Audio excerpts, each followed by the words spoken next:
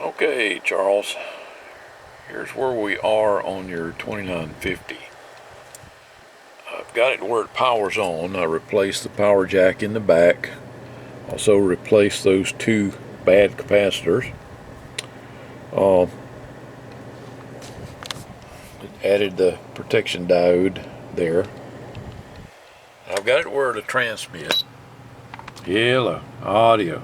Hello, audio. Audio, hello. Hello. This is on AM audio, hello. Now let me switch to sideband. Audio, hello. Audio. Audio. So it's transmitting fine. Go back down here to FM.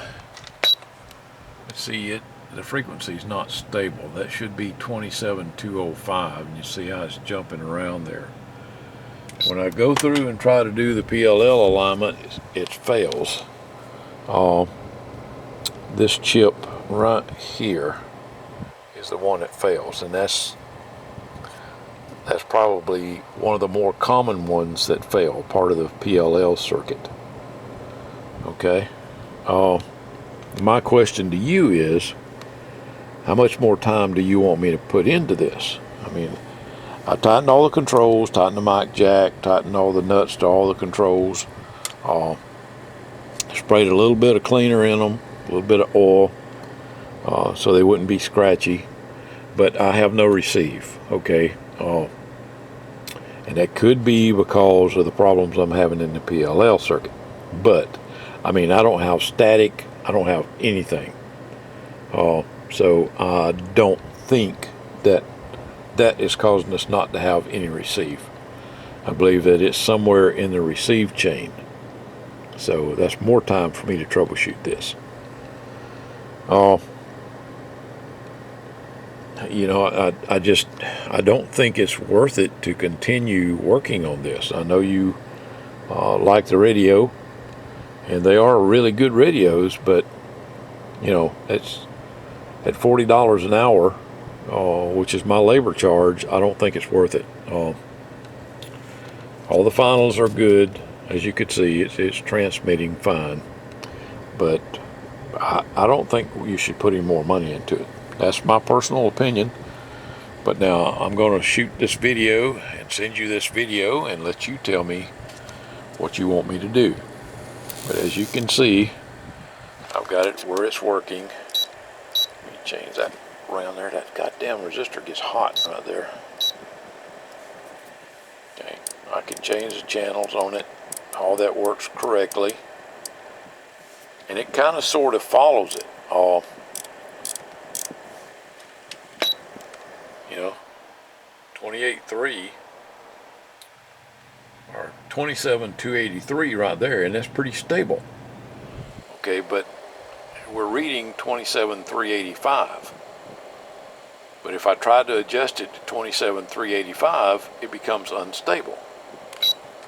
So that's what I'm running into. I mean, you want me to keep going, I will eventually get it. But again, I don't know how much that'll take. You know, there's 405 right there, and we're reading 296. Let me adjust the clarifier and make sure that yeah, that didn't matter. I didn't know if somebody might have unlocked the clarifier, but that's not the problem. It's in that frequency determining area that's up here in the corner. It's either going to be this guy,